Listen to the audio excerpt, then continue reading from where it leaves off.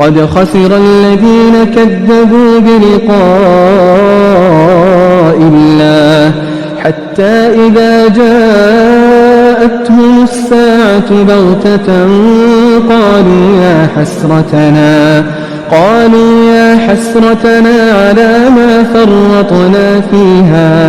قالوا يا حسرتنا على ما فرطنا فيها وهم يحملون أوزارهم على ظهورهم ألا ساء ما يزرون وما الحياة الدنيا إلا لعب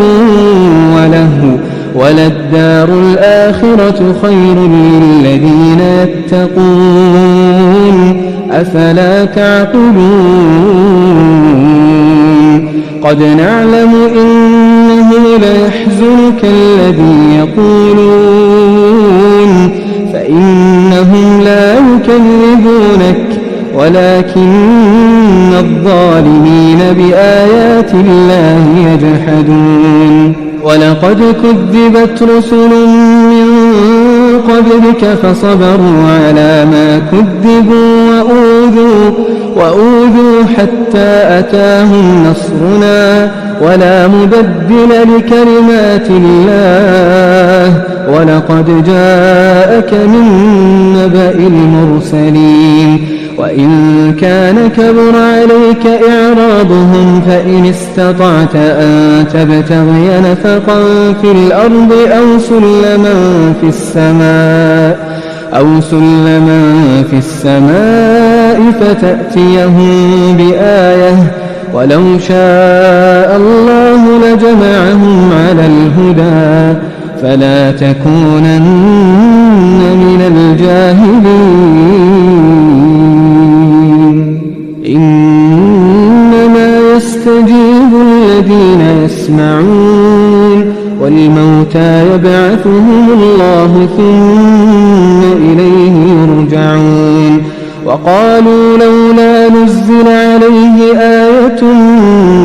من ربه قل إن الله قادر على أن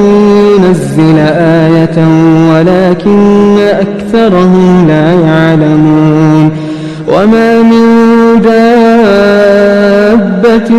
في الأرض ولا طائر يطير بجناحيه إلا أمم أمثالكم ما فرطنا في الكتاب من شيء ثم إلى ربهم يحشرون والذين كذبوا بآياتنا صم وبكم